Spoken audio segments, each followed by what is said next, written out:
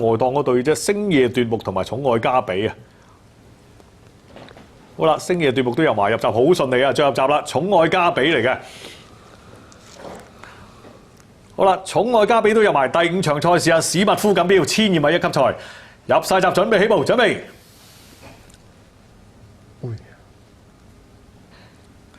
好嗱，一起步嘅時候咧，路型有少少慢咗啦，出得最快咧近外檔嗰邊啊，星夜奪目就好快嘅，咁啊內檔嗰邊係綠化帶啦，中間咧就雪慕斯都唔慢嘅，洪達時起步都醒嘅，外檔埋緊嚟就寵愛加比，咁然之後咧先見到咧仲有芳華正茂啦，後啲堆位置就比洛達啦，跟住先係聖雅勒勁唔太後啫喎，拍住佢係長途跋涉嚟嘅，然之後先見到咧仲有北爾山峰啦，咁啊暫時拖喺後邊咧，超乎善美同埋起步慢咗，路型有起步最尾啊，開始入彎嘅時候啦，前面綠化帶啦，果然都係佢帶得最快嘅，步住喺第2位啊。星夜奪目嚟嘅，貼欄上到嚟洪達時，跟住就雪慕斯啦，然之後芳華正茂啦，再跟住寵愛加比第6位，後啲位置咧就比洛達聖雅勒徑啦，然之後內檔上嗰啲係超乎善美嘅，尾3啊長途跋涉，尾2啊北爾山峰包緊尾仲係路型有又播內檔啊，見到布文啦，入到嚟之後直路嘅時候啦，帶緊頭仲係綠化帶嘅，咁洪達時又跟住佢喎，咁啊內檔咧想叫上嚟嘅啦，咁呢個時候咧就呢隻嘅星夜奪目嘅冇辦法，外檔冚上嚟雪慕斯啦，咁啊寵愛加比打落又唔少好多嘅，反而路型有啲進展啊，最後200米嘅時候前邊咧綠化帶，哇仲2-3個馬位前邊洪達時就冇佢扶噶啦，內檔追緊上嚟，路型有外檔而家冚上嚟比洛達，大外檔冚上嚟北爾山峰，但係前面綠化帶，哇帶到翻嚟㗎嘛叻仔啊！佢將第1名咧綠化帶，第2名上嚟聖雅勒徑，第3名嘅咧洪達時一話係比洛達啦。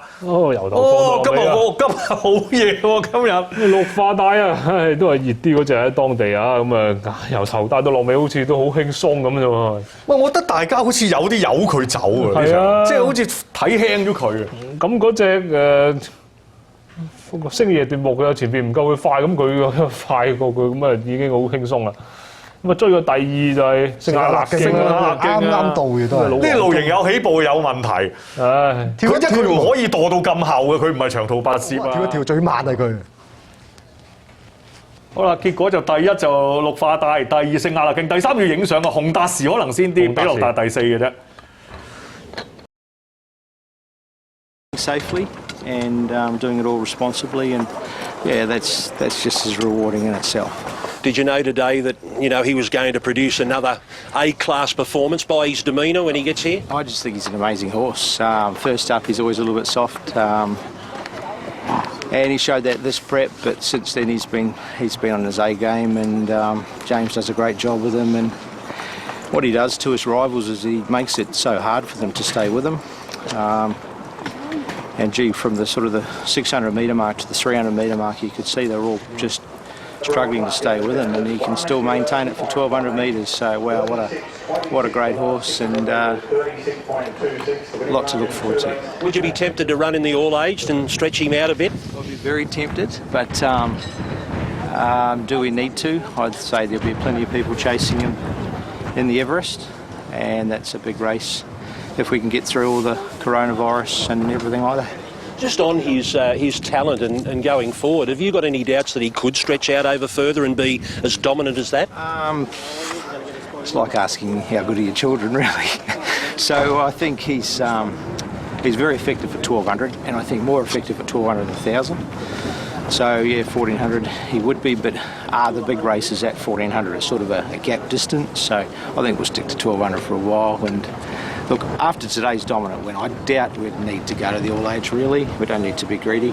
Well done. On your first, TJ Smith, you won a lot of big races. You've got a Doncaster to come, but that's your first, TJ. Congratulations. Thanks very much. Chris Waller, and it's the first for J-Mac as well. It is the first for J-Mac, but I have to ask you this. I mean, he's a horse that he's sort of like you, either love him or you hate him. He's a bit like Marmite, but he's obviously got this amazing ability. But what is it? When he switches on, he switches on. How can you explain it? Yeah, it's hard to explain because we were so confident going to Melbourne that day, and we thought 1,000 metres up the straight he'll just jump, run and win. But as it turned out, he backfired on us, and he hasn't looked back since he's been up at Sydney. And he's just a gem. You see how quiet he is.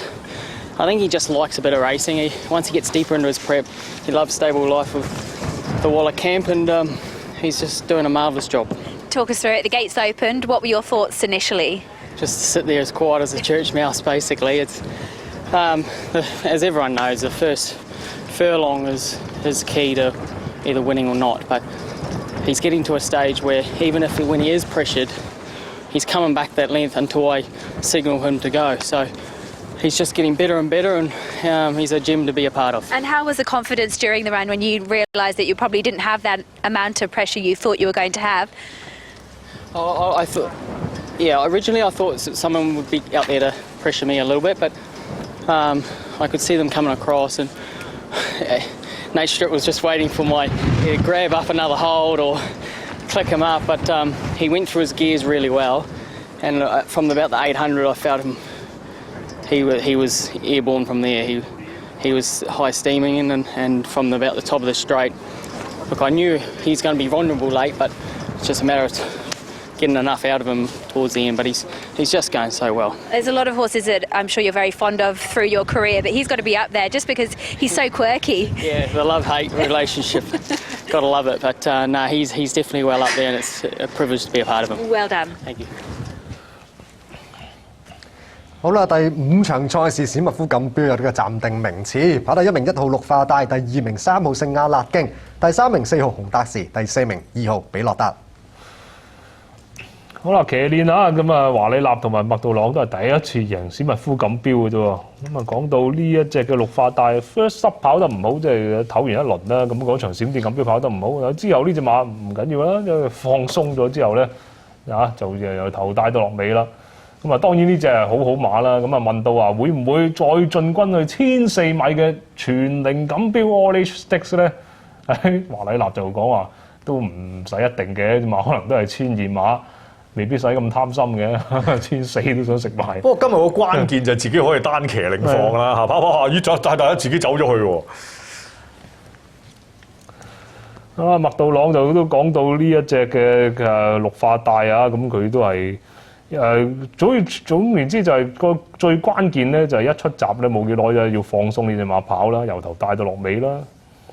咁另外就問到即係之前騎嗰啲啊，都係閃電錦標咧，都係跑得冇咁好咧，都係關乎咧嗰個新鮮感嗰個問題。即係馬太過 fresh 咧，始終一啲馬唞完一輪咧，早段走快咗咧，翻到嚟咧，可能咧都係會比較力弱㗎。不過頭先我哋沙圈都話隻馬係收斂咗啊，即係而家冇呢啲咁搶嘅壞習慣。不過起步就最大問題就係嗰隻露營有㗎啦，最慢閘。佢跳一跳嘅起步嗰度。咁就嗰個位啊，比佢平時錯曬㗎啦，慣跑嘅位置就後好多嘅嗰個位置就。聖亞勒徑個位就好靚嘅，但係翻到嚟你俾呢隻放又啱追唔到咯。咁所以就衛冕失敗啊！聖亞勒徑只可以跑到第2。睇下呢個預計，咁都係1342咁樣翻嚟啊！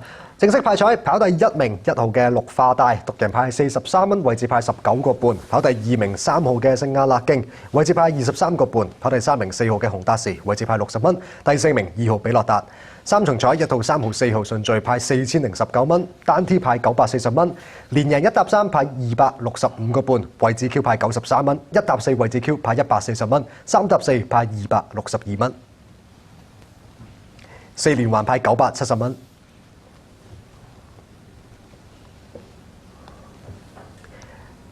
4重彩1號、3號、4號、2號順序派18792蚊。